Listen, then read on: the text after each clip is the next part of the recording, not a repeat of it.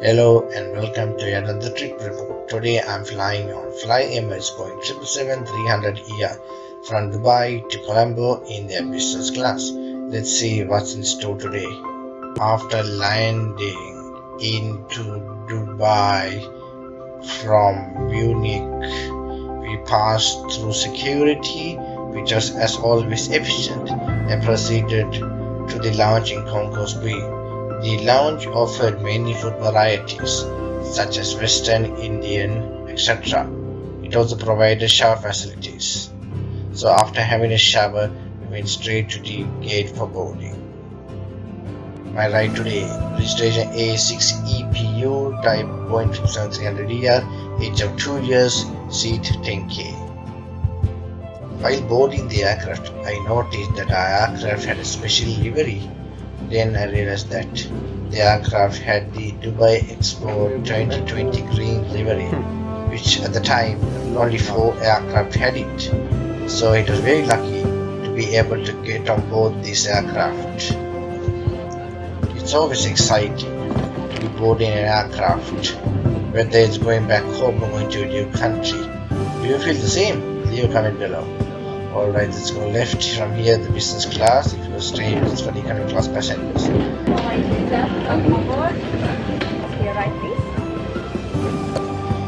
I was warmly greeted by the flight attendant by name, and I was told to go this way to my seat. Here you see the first class of Emirates. Oh, I wish I could get there, but unfortunately not miles. Here's the forward section of business class. But unfortunately I was unable to get any seats here. It seemed to be fully booked. Unlike Singapore Airlines, where the flight attendants personally guide you towards your seat, Emirates unfortunately doesn't do, which I feel they lack personal service there. So here's the middle section of the business class, and on my left is my seat 10K. On my seat I have found a noise cancelling headset, a pillow and a comfy blanket. Let's have a look at today's flight. Today's flight will be under 4 hours with a distance of 3,291 kilometers.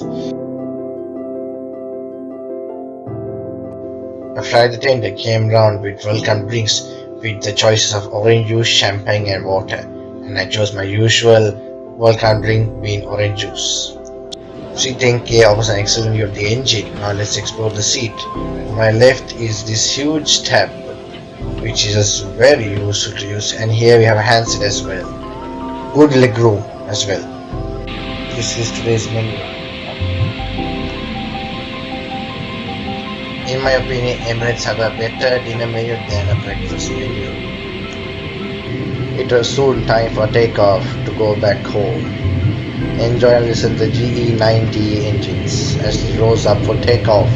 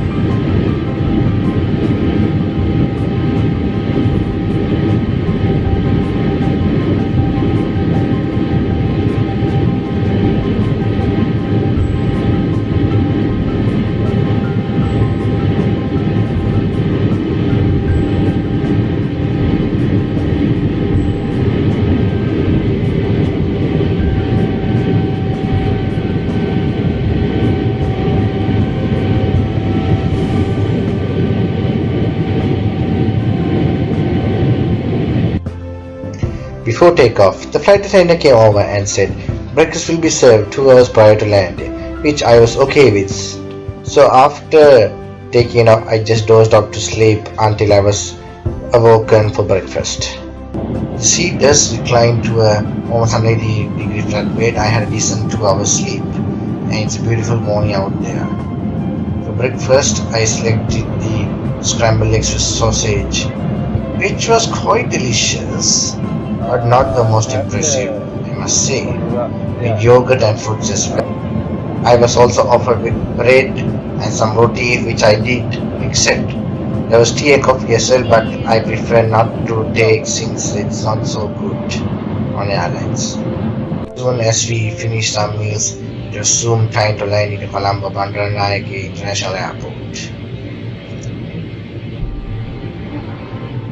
Alright, with that said, now let's review this flight, starting with the seats.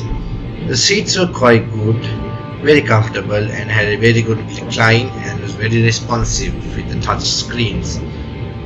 But when compared to the A380, it wasn't that great, since the A380 had better leg room and better storage as well, but nevertheless a decent seat. Now let's review the food. The breakfast on Emirates I tend to find not the most appealing or not the most delicious. Sometimes the food is bland, or sometimes eggs are cooked some other, I don't know, for me it doesn't work out. But this time around I feel Emirates did a better job for the breakfast when compared to previous flight 349. Alright, next we'll review the in-flight entertainment. As always, the in-flight entertainment is one of the best I have ever experienced.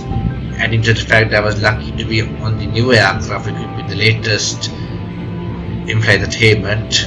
It's as always very responsive and has excellent varieties of movies, music, etc. So yeah, there's nothing bad about the ICE entertainment system. Let's finally compare the service. Based on the previous flight from Munich to Dubai, the service I felt was very different on this flight. The crew didn't seem to be too enthusiastic or concerned about our preferences, or didn't give any personalized services here. While on the earlier flight, the crew were very talkative, very friendly and very energetic. Here I didn't feel such a thing. I find this type of crew very common on my flight between Colombo to Dubai, vice versa. But when I go on long flights, I usually find a very different type of crew. But oh well, it could be the day, so I don't know. Okay, now let's see how this flight will land into Colombo. Let's hope it's a smooth one.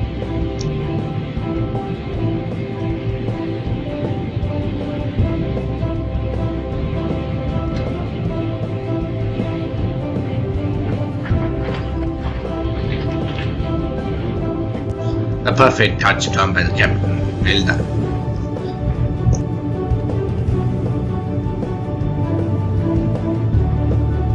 With that, we are coming close to the end of my trip report.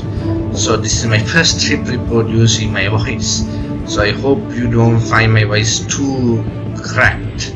Unfortunately, my voice is cracked, but I hope you find it entertaining to listen. If not, just let me know in the comment section below if I should continue this or just go with the standard text. Let me know.